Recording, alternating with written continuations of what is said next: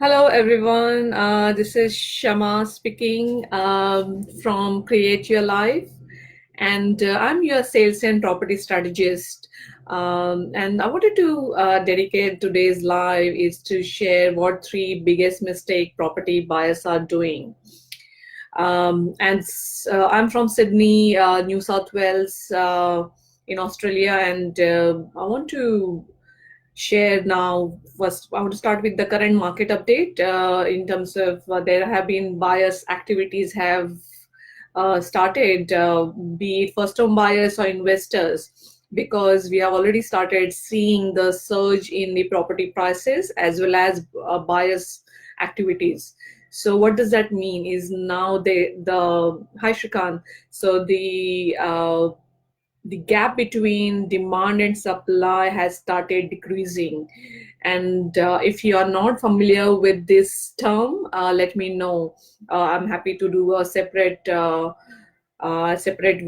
to explain what does demand and supply means and what role it plays. So because I'm speaking with lots of buyers right now and investors and who are first home buyers, so I've seen they want to take action, but they are not really taking those right steps in this specific this aspect. So the three biggest mistake they are doing because they are confused, they don't know whom to trust, they don't know what questions to ask, and there have been a lot of there's a lack of education. That's the basic reason.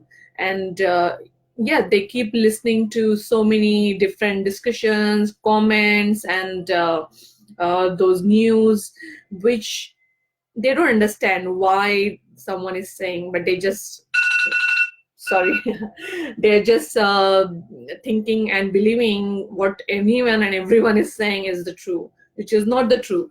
And that's where they need to understand who is trustworthy, who is knowledgeable, and what is the basis of they are making a statement. And I'm going to share these three biggest mistake property buyers are doing currently as of now from the experience, of the mistake which they are doing. And of course they don't realize it's a mistake because they are doing it based on their level of awareness, and that's where the mindset piece comes into picture. Their understanding was their what's their basis of decision making. So the first mistake they are doing is they are buying properties without doing research. And it's, I understand they don't need to do research when I say in terms of in-depth research, because they are not expert.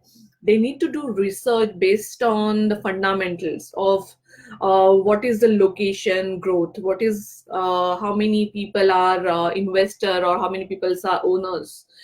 Then the third, which is very common, what has been the sales median price currently in that area, in that location, and what has been the infrastructure growth been happening in that area, and what are the employment opportunities.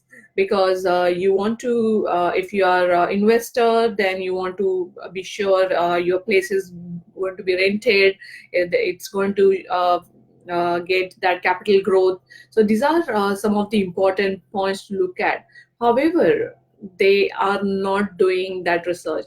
The second mistake, what they are doing is either they are going for what is cheap available, irrespective of that research. So the first, and one leads to the second. And the second mistake, what they are doing is either they are buying something cheap because yeah, they are doing those wrong comparison, and there are a lot of reasons. They are just doing the shopping across the location, and it's not informed research and informed really process of searching. So either they are so that mistake happening is they are going for something cheap which does not have that good basis foundation, and the second in that line, or they are buying something very expensive because everyone is buying there. Because I want to share that example. That's what happened in Marsden Park in 2 years back, when people started buying in that area, and they started buying because everyone is buying, and the prices started increasing. And all of a sudden, of course, they started paying for more than it is worth. And that's the mistake property buyers do every now and then, because the first mistake they do are not doing the research. And that's what is happening. I've seen people are buying expensive properties in Kellyville Ridge, and I'm not saying they are not good growth areas. They are. However, there is at some level when they are just following the sheep. There's a shipping effect, because everyone is buying, and that's why they go to buy there and not really see whether it's worth for their money, what they're paying, and what's the capital growth, and what's the really cash flow positivity you are going to get, even though you're going to stay there or you're going to be investing. So it's important. And whether why you want to buy where, it's a calculated, and there needs to be a basis, fundamental, not emotions, because it's important even both the cases, even if it's a first home buyer or it's an investment. Because you're not going to buy property every third month. It's a very important decision, and whom you connect with is important. So that's the second mistake.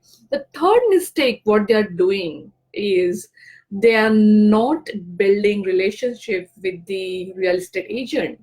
They are not building that transparency. They are not building that the communication to understand where they are, what are their goals, and really to build that relationship with the real estate agent and the property strategist, because what they are thinking only from short term. Yeah, I want to have a best deal, I want to have something best in the least price. And because of this short term thinking, narrow mindedness, uh, they are not building relationship. They just come to check the prices of what the property options I have, some others have. They are doing the wrong comparison, and they're just going. And that's where then the second mistake happens, is either they buy something cheap or they buy something expensive and not sure this is the right choice, they're buying with that right fundamentals or not.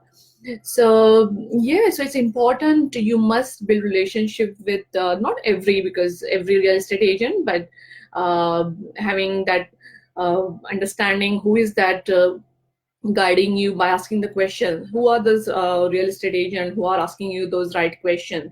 Because sometimes, hi Sumit, thanks for joining. Sometimes they are if you're just having a price level discussion, then definitely you should not spend more time.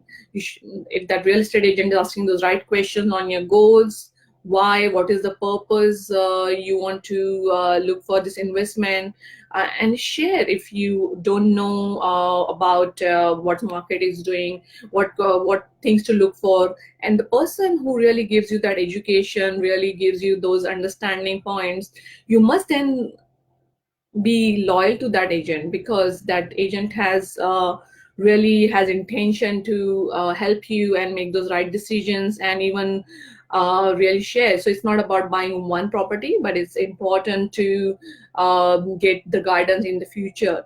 Because if you just go there to take the price and to understand, okay, is this going to be good deal, and then just walk away and not really see the agent again, so it does not help you, or it does not help the property agent also. So yeah, I wanted to share this quick three mistakes they are doing is buying properties without doing research. Second, buying either something cheap or buying something very expensive because everyone is buying. And if you're buying because your neighbors or your relatives or your friends circle buying, then I think it's not the right way to take decision. And yeah, many people take decision to buy property because the friends have bought, because the relatives have bought, and it's not helpful. It's not because, so you must own the decision for your own investment. And yeah, ask for inputs from your friends. However, don't completely depend on making those uh, property choices based on where everyone is doing. Take your own decision, because what's good for you may not be good for others, and what's good for others may not be good for you.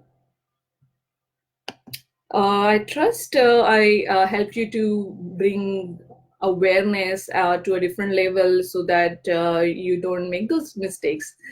Thanks for listening. And I could not see myself, so just let me know if you saw me in the live video. But otherwise, I would love to hear if you have seen people doing those mistakes. Thank you for listening. Bye for now, and get in touch if you want to buy positive cash flow property in Sydney and achieve the capital growth. Bye for now.